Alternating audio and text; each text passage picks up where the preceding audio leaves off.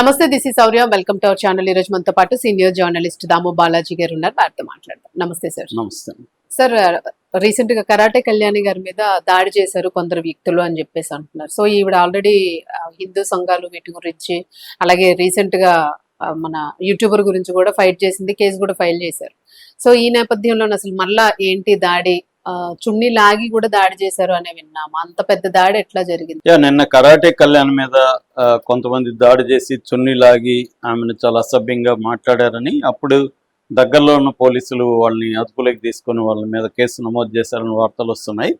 So ఇక్కడ ఏం జరిగింది, అసలు కరాటే కళ్యాణ్ వాళ్ళ దగ్గరికి ఈమె ఎందుకు వెళ్ళింది ఏంటి అన్న విషయాల గురించి మాట్లాడుకుందాం. మామూలుగా ఏంటంటే గత కొంతకాలంగా సజ్జనార్ మామూలు అంతకుముందు ఆయన యాప్స్ మీద, బెట్టింగ్ యాప్స్ మీద సీరియస్ గా తీసుకున్నాడు.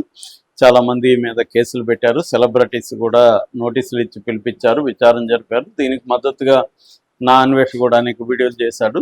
సో బెట్టింగ్ యాప్స్ ని ప్రోత్సహించే వాళ్ళని సీరియస్ గానే చేశారు. కాకపోతే ఇక్కడ అప్పుడు కూడా నేను మాట్లాడాను. ఇప్పుడు ఏంటంటే సిగరెట్ తాగుతాను, సిగరెట్ ని ప్రమోట్ చేయడం తప్పు, కానీ సిగరెట్లు అమ్మడం కరెక్టే. సిగరెట్లను వదులుతుంది గవర్నమెంట్, మళ్ళీ సిగరెట్ ని ప్రమోట్ చేయొద్దాన్ని. ఇది ఎక్కడ విచిత్రం అంటే, వాళ్ళకి సిగరెట్ల అమ్మకం ద్వారా వచ్చే డబ్బు కావాలి, మళ్ళీ డ్రామా కావాలి. సిగరెట్ని మేము ప్రోత్సహించట్లేదని ఒక డ్రామా కావాలి. ఇది ఒక రకమైన హిపోక్రటిక్ వ్యవహారం. మందు తాగొచ్చు, మందుని ప్రమోట్ చేయకూడదు. మళ్ళీ మందు తాగుతున్నట్టేస్తే కింద ధూమపాన హానికరమైన, మరి ఆపాలి కదా అంటే ఆపితే గవర్నమెంట్ కి ఆదాయం లేదు. ఇదంతా కూడా ఏంటంటే మన ద్వంద్వ ప్రమాణాలు అంటాం. అట్లాగే వీళ్ళు కూడా ఏంటంటే, ఒక పక్కేమో బెట్టింగ్ యాప్స్ ఎందుకు ఉన్నాయి, బెట్టింగ్ యాప్స్ నువ్వు అలో చేసినప్పుడు వాటిని ప్రమోట్ చేయడం తప్పంటే ఎలాగా, మరి బెట్టింగ్ యాప్స్ దాని ఎందుకు రాకుండా ఎందుకు ఆపకూడదు? సో అవి ఆపరు వీళ్ళు, అవి ఉంటాయి. కానీ దాన్ని ప్రమోట్ చేసే సన్నజీవులు, బక్కజీవుల్ని చేసి వీళ్ళ ఆత్మసంతృప్తి, మేమేదో సాధించేసాము, ప్రజల కోసం మేము చేస్తున్నాం చెప్పుకోవడానికి తప్ప ఇదేమీ రియల్గా అయితే ఏమి జరగదు. నువ్వు రియల్గా ఆపాలంటే ఇప్పుడు పోర్ను ఉంది, పోర్ను వదులుతారు, పోర్ను చూస్తే తప్పని మళ్ళీ కేసులు పెడతారు. మరి పోర్ను ఎందుకు ఆపలేకపోతున్నారు?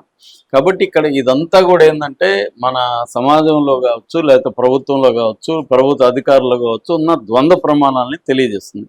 అట్లాగే ఇది కూడా ఇప్పుడు ఈ ఇష్యూ కూడా ఏంటంటే లక్కీ డ్రా అనేది అన్ని చోట్ల ఉంది, అందరూ చేస్తారు. పెద్ద పెద్ద షాపులు చేస్తారు, మాల్స్ చేస్తారు, మాల్స్ ముందు పెద్ద కార్లు పెట్టి ఉండి లక్కీ డ్రా అంటారు, మీరు ఎంత కొంటే మీకు ఇది అంటారు. ఇవన్నీ అలో చేస్తున్నాం.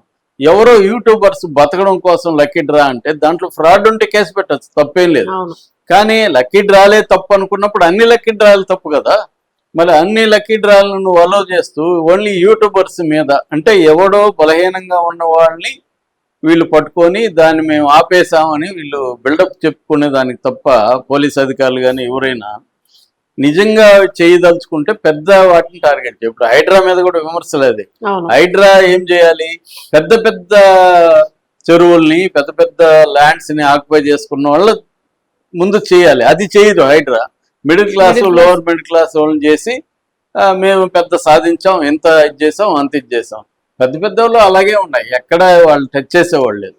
ఇదంతా కూడా ఏంటంటే బలమైన వాళ్ళ జోలికి ఎవరు పోరు, బలహీనులైన వాళ్ళ జోలికి మాత్రమే పోయి వాళ్ళని ఏదో ఇబ్బందులు పెట్టి జైలుకి పంపించి వీళ్ళు గొప్పలు చెప్పుకోవడానికి తప్ప ఏమి లేదు. ఇది లక్కీ డ్రా విషయం కూడా అదే.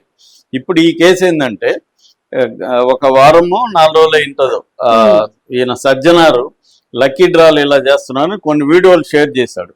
అందులో ఒక వీడియోలో ఏముందంటే, ఒక ఇద్దరు కుర్రాళ్ళు, వాళ్ళ పేరు ప్రవీణ్ క్యాసా, సిద్ధమోని మహేందర్. ఇద్దరు కుర్రాళ్ళు ఏంటంటే ఒక వెంకటేశ్వర స్వామి గుడి ముందు, ఆ గుడి ఏమో కొంతమంది తిరుమల అంటున్నారు, లేదు ఇక్కడ హిమాయత్ నగర్లో ఉండే వెంకటేశ్వర స్వామి టెంపుల్ అని కూడా అంటున్నారు.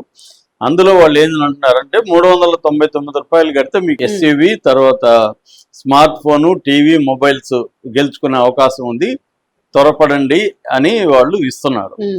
సో దీని మీద కరాటే కళ్యాణి పోరాటం మొదలుపెట్టింది. నిజానికి దీనికి ఈమెకి సంబంధం లేదు, కానీ ఈమె ఏంటంటే గుడి బ్యాక్ డ్రాప్ ఉండేసరికి రంగంలో దిగింది. ఆమెకి ఏదన్నా హిందూ అంటే రంగంలో దిగేస్తుంది.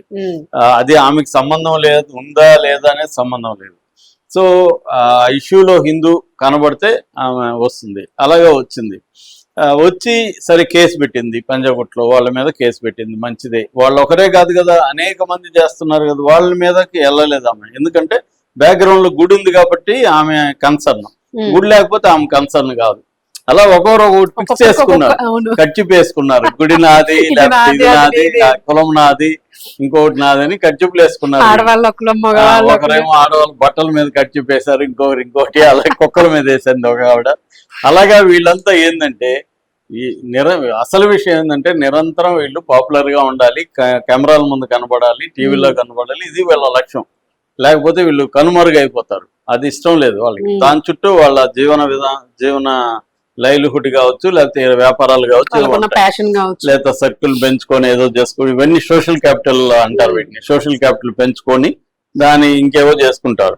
అందుకని ఈ మధ్య ఏంటంటే ప్రతి ఇష్యూలో వీళ్ళు తలదూర్చి హిందూ అనడమో, కులం అనడమో, ఇంకోటి. వీళ్ళకేం నిజంగా హిందూ దీన్ని కాపాడేది ఏమి ఉండదు.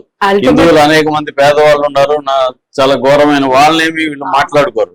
వీళ్ళకి గుడి ఉందా, అయితే నాది, నా కర్చీఫ్ ఆల్రెడీ ఉంది కాబట్టి నేను ఎంటర్ కావాలి, నీ ఎంటర్ అయింది. ఎంటర్ అయ్యి సరే పంజగుట్ట పోలీస్ స్టేషన్ లో కంప్లైంట్ ఇచ్చింది. అంతవరకు కూడా ఓకే, కంప్లైంట్ ఇచ్చింది. పోలీసులకు వదిలేయాలి కదా, ఎందుకు మళ్ళీ వెళ్ళి వాళ్ళ మీద కొడితే వాళ్ళు గమనం ఉంటారా అండి? సో ఈ మిల్లి ఎక్కడో ఆదిబట్లలోకి వెళ్ళి, ఆదిబట్లలో వండర్లా అని ఉంది, దాని వెనకాల ఒక విల్లాలో లక్కీ డ్రా చేస్తున్నారని తెలిసింది. పోలీసులు తీసుకొని వెళ్ళింది. పోలీసులు కూడా వేరే పని లేదని నాకు డౌట్. ముఖ్యంగా పంజగుట్ట పోలీసులకి కరాటే కళ్యాణ్ ఏం చెప్తే అది చేసుకుంటూ పరిగెత్తారా అనేది కూడా ఇక్కడ ఆశ్చర్యం. ఎందుకంటే అనేక విషయాలు జరుగుతుంటే సరే ఏమైనా తీసుకెళ్ళింది పోలీసుల్ని, వాళ్ళు ఆర్గ్యూ చేశారు.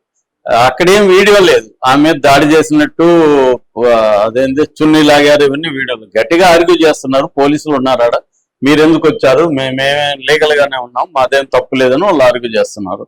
దాంతో వాళ్ళని అరెస్ట్ చేసి తీసుకొచ్చారు. ఇది ఇష్యూ. దాంతో ఈమె నా మీద దాడి చేశారని పెట్టింది మళ్ళీ కేసు, ఇక్కడ ఆదిబట్ల పోలీస్ స్టేషన్ లో పెట్టింది. సో ఇదేంటంటే పరస్పరం కేసులాట అంటారు ఈ మధ్య, కీచులాట లాగా కేసులాట. నేను నీ మీద పెడతాను, నువ్వు ఆ మీద పెట్టి కేసులు. అంటే పోలీసులకి కేసులాట, కుక్కలాట, గుడ్డలాట అంతే. ఇదంతా ఏంటంటే టీవీలో కనబడాలండి. ఇవి కెమెరాలు లేకపోతే వీళ్ళు ఎవరు ఏమి అసలు చేయరు, టీవీనే పెడతారు, టీవీలో కనబడాలి. మళ్ళీ వీళ్ళకి అనుకూలంగా లేకుండా వీళ్ళని విమర్శిస్తే మళ్ళీ మీడియాని తిడతారు. వీళ్ళని పొగడాలి, వీళ్ళని చూపించాలి, వీళ్ళు చెప్పిందే చెయ్యాలి, చేస్తే అన్ని బాగున్నట్టు. వీళ్ళని ఎవరన్నా విమర్శించారనుకోండి మళ్ళీ వాళ్ళ మీద కేసులు పెట్టడం, నోటీసులు పంపించడం. న్యూట్రల్ గా ఉన్నా కూడా వాళ్ళని పొగడాలి కదా, పొగడకపోతే న్యూట్రల్ గా ఉంటే నువ్వు నాకు ఎనిమి అని ఇవాళ ఉన్న కాంటెక్స్ట్. న్యూట్రాలిటీ గానీ లేకపోతే ఇండిపెండెంట్ జర్నలిజాన్ని ఎవడు సహించరు. ఉంటే నా వైపు ఉండు, లేకపోతే నా ఎనిమి నువ్వు. మిడిల్ గ్రౌండ్ అనేది లేదనేది ఉన్నది. ఇక్కడ ప్రజలు ఇవన్నీ కూడా కామెడీ వ్యవహారం. ప్రజలు ఎవరంటే ప్రజలంటే నేనే అనేది వాళ్ళకి ఉన్న అభిప్రాయం. సో అలాగా ఇప్పుడు ఈ మీద దాడి జరిగినట్టుగా ఎక్కడ వీడియో అయితే నాకైతే కనబడలేదు, కానీ దాడి జరిగిందని ఉంది. సో ఇదంతా కూడా ఏంటంటే సెలెక్టివ్ క్రిమినలైజేషన్ అంటారు. అంటే వీళ్ళకి నచ్చిన లేకపోతే వీళ్ళకి కర్చీఫ్ వేసిన దీంట్లోకి వెళ్ళి ఏదో రాద్ధాంతం చేసి చేయడం. ఇప్పుడు అతనిది అంతే, నాన్ వేష్ మీద కూడా కేసులు పెట్టింది. తర్వాత అనసూయ రివర్స్ లో ఈ మీద కేసు పెట్టింది, కరాటే కళ్యాణ్ మీద. అదే చెప్తున్నా ఇక్కడ కేసులాట. నేను నీ మీద పెడతాను, నా మీద పెట్టు కేసులు. ఈ కేసుల వల్ల ఏమీ తెగవు. ఈ పోలీస్ స్టేషన్ లో మహా అంటే పోలీసులు పిలిపించి అడుగుతారు. వీళ్ళకి పోలీసులతో కూడా అలవాటు అయిపోయి ఉంటుంది, వాళ్ళతో కూడా ఫ్రెండ్స్ అయిపోయి ఉంటారు పోలీసులు. సో అక్కడ కూడా వీళ్ళకి టీలు వాళ్ళు తీస్తారు, వీళ్ళు వాళ్ళకి ఇస్తారు తెలియదు. కానీ మొత్తానికి కొన్ని పోలీస్ స్టేషన్లు కొంతమందికి అత్తగారిల్లో లేకపోతే అమ్మగారిల్లు లాగా అయిపోయినాయి. వాళ్ళ ఇంటికి వెళ్ళడం, పోలీస్ స్టేషన్కి వెళ్ళడం, కేసులు పెట్టడం, కెమెరాల ముందు ఇచ్చేయడం, ఇవన్నీ నేను చిన్నప్పటి నుంచి చూస్తున్నాను అండి. చాలా కమ్యూనిస్ట్ సంఘాలు కూడా ఇలాగే చేస్తుంటాయి. అంటే ఎలా ఉంటదంటే పోలీసులు వస్తారు, ధర్నాన్ని ప్రకటిస్తారు, పోలీసులు వస్తారు, ఆ పోలీస్ వెహికల్లోనే వీళ్ళు బ్యాగులు అవన్నీ పెడతారు వీళ్ళు. ఎందుకంటే మళ్ళీ దాంట్లో ఎక్కిస్తారు కదా, అందుకని అక్కడ పోలీసులు కాపలాగా బ్యాగులన్నీ పెట్టేసి కెమెరాలు అన్ని వచ్చేవరకు సైలెంట్ గా ఉంటారండి. కెమెరాలు రాగానే ధర్నాలు, స్లోగన్స్, అరుపులు. ఈ లోపల పోలీసులు వచ్చి వీళ్ళని లాగుతున్నట్టు, వీళ్ళు పెనుగులాడుతున్న డ్రామా. తర్వాత వాళ్ళని వెహికల్ ఎక్కించుకొని సార్ మమ్మల్ని అక్కడ ఆపేయండి సార్, పంజగుట్ట కార్నర్ లో దింపేయండి అని అక్కడ దిగేసి మళ్ళీ వెళ్ళిపోతారు. ఇది డ్రామా అనమాట. చూసే వాళ్ళకి వీడియోల్లో వీళ్ళు పోరాటం చేశాము అది ఇది వీళ్ళ పత్రికల్లో వీళ్ళ దీంట్లో రాసుకోవడం. ఈ డ్రామా ఇప్పుడు ఏమైందంటే సోషల్ మీడియా వచ్చినాక ఇప్పుడు కెమెరాలు లేరనుకో, కరాటే కళ్యాణ్ వీళ్ళందరూ మాయమైపోతారు.